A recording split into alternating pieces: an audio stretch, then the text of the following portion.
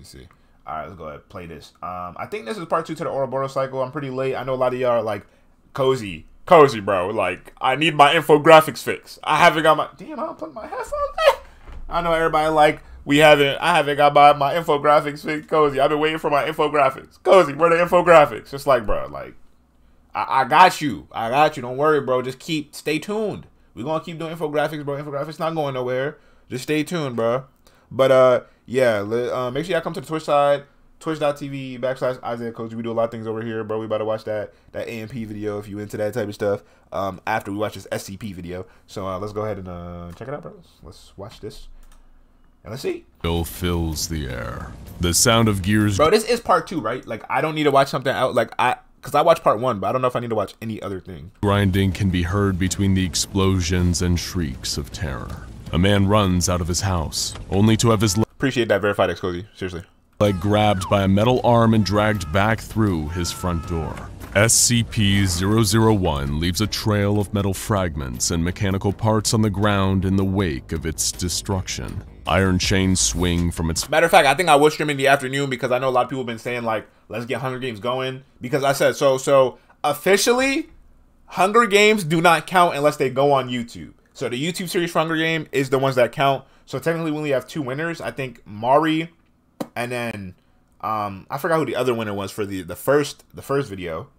But Hunger Games do not count unless you win on the YouTube series.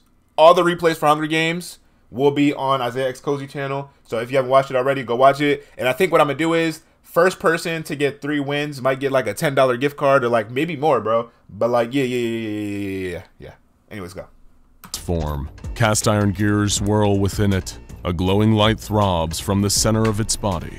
SCP-001 is consuming everything in its path. After incorporating the truck chassis into its being, SCP-001 rolls in a lumbering fashion to the next house. It rips the gutters from the side of the building. Residents who live in the area flee their neighborhood, all the while hoping that the mechanical monstrosity skips over their house, so they have something to return to if they make it out alive. A section of SCP-001's undercarriage drops away from the main body. It rolls down the street, consuming more and more material. The new entity resembles a human spine and rib cage. It topples over, unable to support itself. The rib-like formations extend out to grab anything and everything within reach. The newly incorporated material forms what can only be described as a head. The hell is that, my nigga? It's like, y'all ever seen like, it was like a robot, maybe it's Pixar? I don't remember. See, I was gonna make a joke, but I don't even remember what the joke is. Light from within the eye sockets fixate on nearby civilians. The metallic creature picks up the people and places them inside its exposed steel ribcage. Then it turns and spots a woman helplessly trying to crawl away. No, sir. The creature reaches out with Use them Uzumaki chains, okay? a spiked tentacle and wraps it around the woman's body. She is placed inside of the chest cavity. Moments later, a severed hand falls out of the entity and onto the ground. The mechanical monster continues to gather bodies and materials, incorporating them into its frame. A growth begins to slowly expand on its back. It becomes so massive that the creature falls over and uses its limbs to scurry to a nearby house. There is a sickening crunching sound as the growth bursts. From within emerges 3 humanoid creatures resembling the civilians that the entity had consumed earlier. A female with chains extending from her scalp like dreadlocks. Yo, what in the world, bro? I don't even understand what's going on, bro. This patient like got out of high school a bit. We just right into the action, bro. I don't know what. Stumbles away. What is the this? second humanoid is a man with cogs for limbs. He examines the clock-like components that have been incorporated into his body, then stares blankly into the distance. The third humanoid lies motionless on the ground. He did not make it. The 2 functioning humanoids look at their creator intently. For a moment, nothing moves. Then, as if they have been given orders telepathically, the half-human, half-machine humanoids turn and run away from— What y'all doing if one day y'all like town just get overran by like robots, bro? I don't think there's anything you can do, for real. I think that's like worse than a zombie apocalypse. A robot fucking apocalypse, a robot coup. Like, that's worse than a zombie apocalypse, has to be. Got these zombies, you know, you shoot in the head, maybe stab them, you know? But with robots, they kind of just like fight back, fight back. Yo, hell no. The mayhem.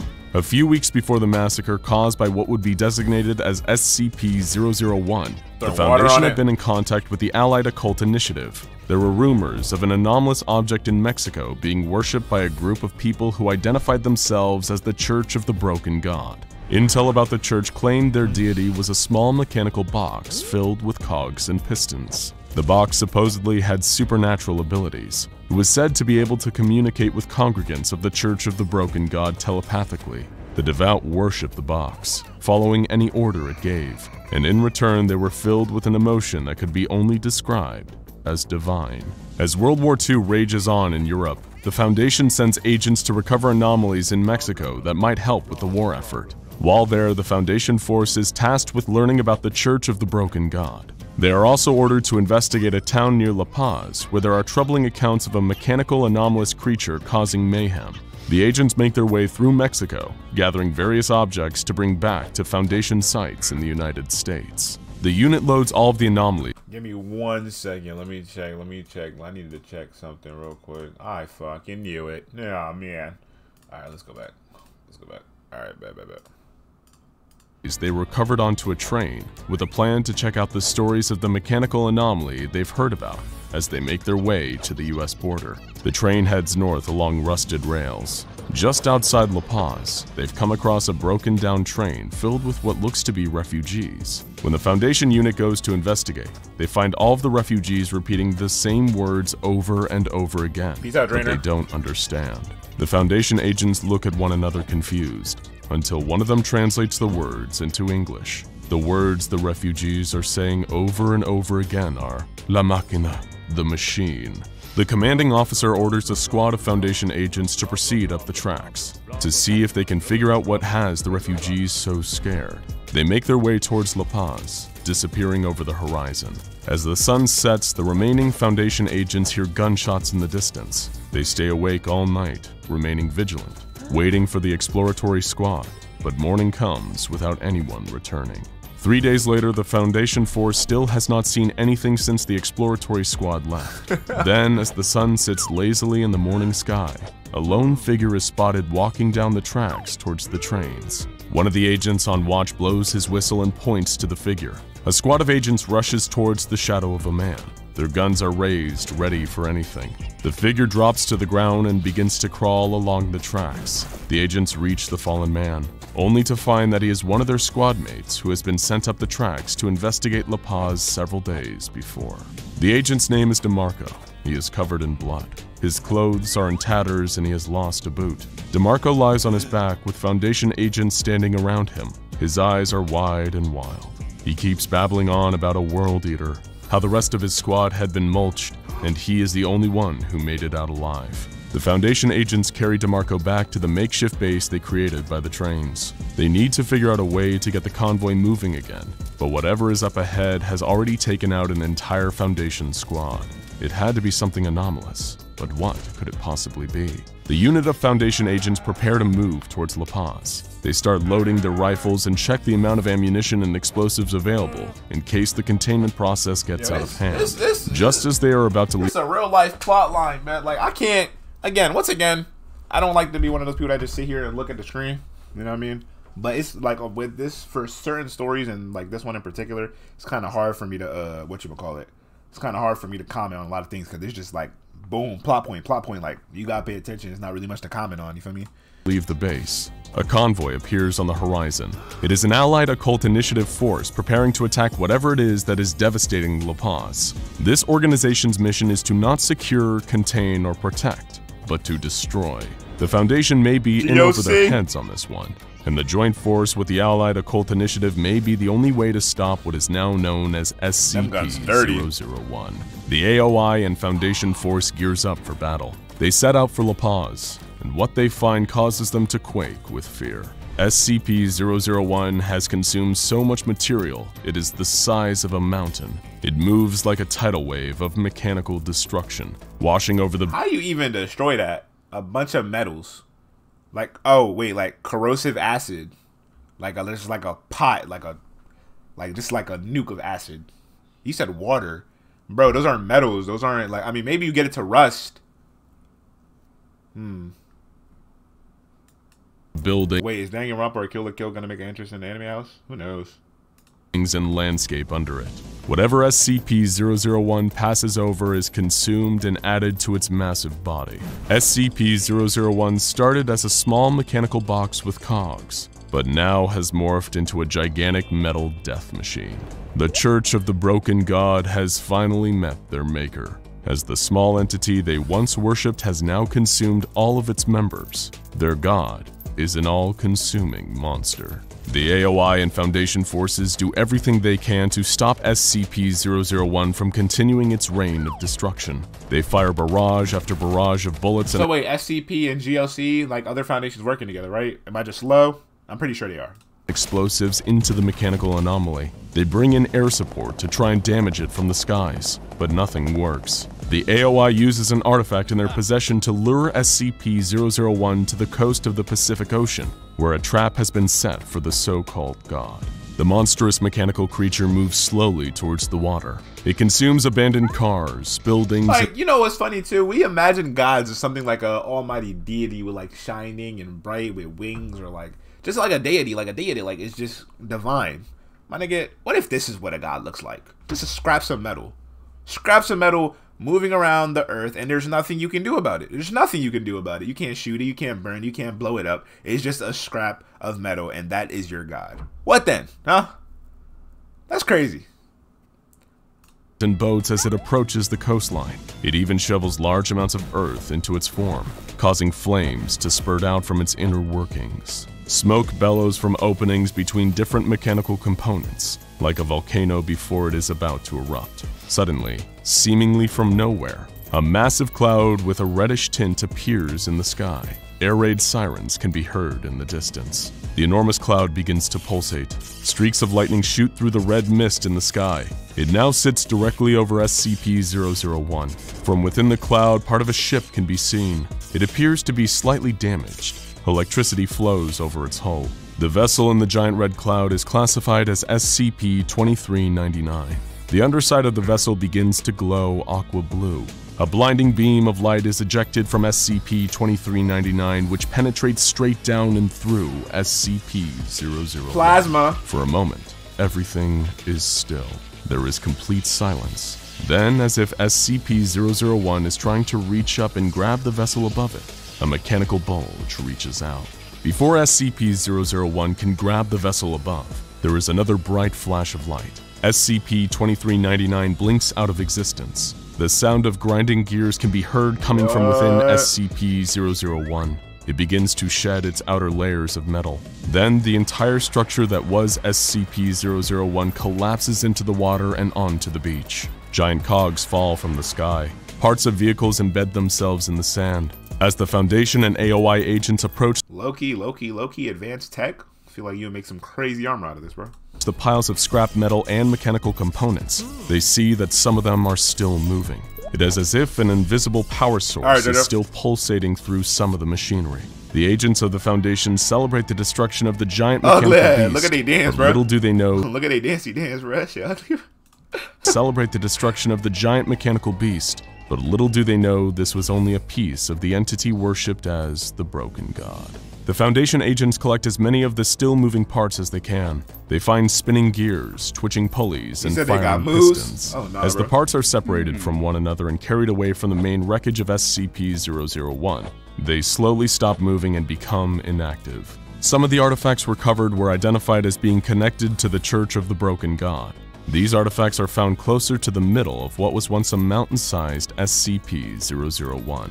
Hundreds of anomalous artifacts are collected and transported to SCP Foundation sites. Collecting the broken parts of SCP-001 is relatively safe. However, some agents get too close to the larger moving parts, getting caught in them and losing a body part or two. But most agents proceed with caution and survive the collection ordeal with their arms and legs still attached to their bodies. Dive teams are sent into the water to recover parts that have sunk to the bottom of the sea. One of the divers is a local from the area. He is hired to bring up the heart of the machine, since he is an experienced diver used to freediving to great depths to collect oysters from the bottom of the bay. The diver enters the water and swims down into the murky depths. He secures straps around the heart of SCP-001 and pulls hard on the rope, as an indication to the surface that it is ready to be hauled up. The salvage team on the surface begins to pull. There is a second slight tug on the rope, then it goes slack. The team continues to pull. When they get the heart to the surface, they We don't got a machine to pull it up? Well, what are y'all doing, bro? are horrified at what else comes up with it. Tangled in the ropes is the lifeless body of the diver.